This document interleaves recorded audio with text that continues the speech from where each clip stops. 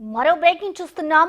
ఆర్థిక ఇబ్బందుల్లో ఉన్న వ్యక్తికి అధిక డబ్బు ఆశ చూపి కిడ్నీ కొట్టేసిన ఘటన విజయవాడలో చోటు చేసుకుంది.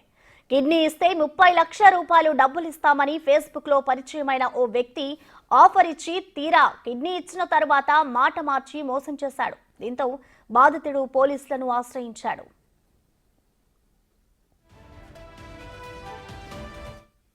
విజయవాడకు చెందిన మధ్యవర్తి భాష గుంటూరుకు చెందిన గార్లపాటి మధుబాబుకు ఫేస్బుక్ లో పరిచయం అయ్యాడు. కిడ్నీ ఇస్తే 30 లక్షలు ఇప్పిస్తామని నమ్మబలికాడు.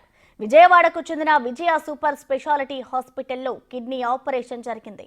అనుకున్న విధంగా వైద్యులు కిడ్నీ తొలగించారు. అనంతరం ఒప్పందం ప్రకారం బాధితుడికి ఇవ్వాల్సిన సొమ్మును ఎగవేశాడు భాష. అదేంటి అని నిలదీసిన మధుబాబును భాష బెదిరించాడు. నువ్వు స్నేహితునిగా కిడ్నీ ఇచ్చినట్టు సంతకం చేశావని, నీకు డబ్బు ఇవ్వాల్సిన అవసరం లేదని బుకాయించాడు.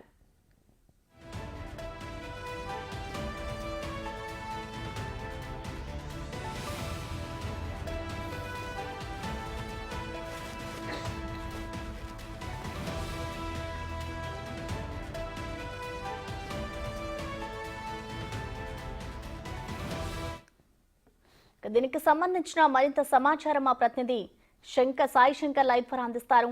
సాయి శంకర్, చెప్పండి, ఈ కిడ్నీ రాకెట్ కి సంబంధించిన, ఈ కిడ్నీ దందాకి సంబంధించిన అప్డేట్స్ ఎలా ఉన్నాయి? దీనికి సంబంధించి పోలీసులు ఎవరెవరి మీద కేసు నమోదు చేశారు సాయి శంకర్? ప్రస్తుతం విజయవాడ గుంటూరు కేంద్రంగా జరిగినటువంటి కిడ్నీ రాకెట్ ఏదైతే ఉందో అది గుట్టురట్టయిందనే విధంగా చెప్పుకోవచ్చు. బాధితుడు ఎవరైతే మధుబాబు నిన్న గుంటూరు ఎస్పీని కలిసి ఫిర్యాదు చేసినటువంటి నేపథ్యంలో ఈ కిడ్నీకి సంబంధించి కిడ్నీ రాకెట్ ఏదైతే ఉందో అది బయటకు వచ్చినటువంటి పరిస్థితి ఉంది.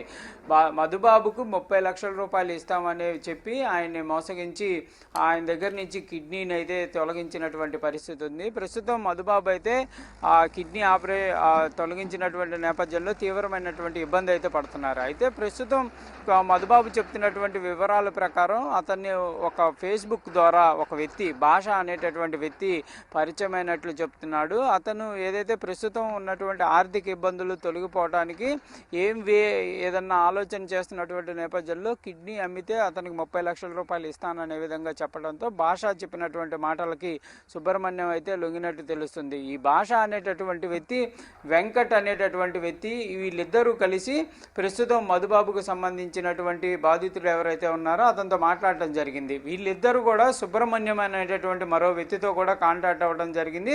సుబ్రహ్మణ్యం అనేటటువంటి వ్యక్తి ఎవరైతే కిడ్నీని పొందినటువంటి వెంకటస్వామి ఉన్నారో అతనికి బావగా కూడా చెప్తున్నటువంటి పరిస్థితులు ఉన్నాయి. వాళ్ళిద్దరూ మొత్తం ఇదంతా కూడా ముగ్గురు కూడా దగ్గరుండి కూడా ఈ కార్యక్రమం, ఈ మొత్తం తతంగం అంతా కూడా నడిపారు. వీళ్ళంతా కూడా మధ్యలో ఉండటం జరిగింది. ఎవరైతే మధుబాబు అనేటటువంటి వ్యక్తి ముందు కిడ్నీ ఇవ్వాలంటే కంపల్సరీగా కూడా కిడ్నీ ఇచ్చేటటువంటి వ్యక్తులు ఎవరైతే కిడ్నీ పొందేటటువంటి వ్యక్తికి కంపల్సరీగా కూడా బంధువర్గం అన్నా అయి ఉండాలి, లేకపోతే తెలిసినటువంటి వ్యక్తులన్నా అయి ఉండాలి, లేకపోతే వారికి సంబంధించినటువంటి వివరాలు వీళ్ళకి పూర్తిగా తెలిసేటటువంటి పరిస్థితి ఉంటేనే కిడ్నీని ఇవ్వాల్సినటువంటి పరిస్థితి ఉంది. ఎందుకంటే కిడ్నీ ఇచ్చేటప్పుడు కంపల్సరీగా కూడా కిడ్నీ ట్రాన్స్ప్లాంటేషన్ కోసం చేసేటటువంటి ప్రక్రియలో భాగంగా ఒక కమిటీ అనేది ఉంటుందనే విధంగా కూడా గవర్నమెంట్ అధికారులు అయితే చెప్తున్నారు. ఆ కమిటీ ఏదైతే ఉంటుందో ఆ కమిటీ అప్రూవల్ ఇవ్వాలి. కంపల్సరీగా ఈ కిడ్నీ ఇచ్చేటటువంటి వ్యక్తి పూర్తి స్థాయిలో ఆరోగ్యపరమైనటువంటి వ్యక్తి అనే విధంగా కూడా వాళ్ళు ఒక సర్టిఫైడ్ ఇచ్చిన తర్వాత దీనిని నిర్ధారించాల్సినటువంటి పరిస్థితి ఉంటుంది. ఆ ఇచ్చేటటువంటి వ్యక్తి తీసుకునేటటువంటి వ్యక్తికి మధ్య కూడా ఎలాంటి ట్రాన్సాక్షన్ అంటే డబ్బుల పరమైనటువంటి ట్రాన్సాక్షన్లు ఉండకూడదు అనేది కూడా ఒక నియమ నిబంధనలు ఉన్నట్లు కూడా అధికారులు అయితే చెప్తున్నారు. ఇవన్నీ కూడా ఉన్నప్పటికీ దానికి ఒక కమిటీ ఉంది, దానికి ఒక నిబంధనలు ఉన్నాయి. ఇన్నున్నా కూడా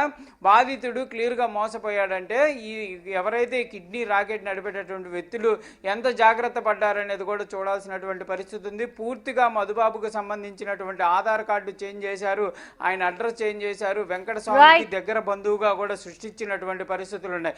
ఇవన్నీ నిర్ధారించుకోకుండానే విజయవాడకు సంబంధించినటువంటి ఒక ప్రైవేట్ హాస్పిటల్ ఈ ఆపరేషన్ని సక్సెస్ఫుల్గా చేసింది. అయితే వాళ్ళు ఒక అంశాన్ని చెప్తున్నారు, మేము కిడ్నీ ఆపరేషన్ని సక్సెస్ఫుల్గా చేశాం కానీ ఇదంతా ఫేక్ అనేది మాత్రం మాకు తెలియదు అనే విధంగా వాళ్ళు చెప్తున్నటువంటి పరిస్థితి అయితే ప్రజెంట్ ఉందనే విధంగా చెప్పొచ్చు. కాకపోతే ప్రస్తుతం మధుబాబు మాత్రం తను మోసపోయాననే విధంగా కూడా పోలీసులను ఆశ్రయించడం జరిగింది. ప్రస్తుతం దీనిని గుంటూరుకు సంబంధించినటువంటి నగరంపాలెం పోలీసులు అయితే విచారణ చేపడుతున్నటువంటి పరిస్థితి ఉంది.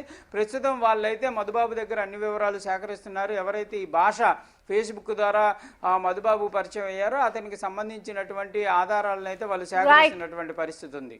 Thank you Sai.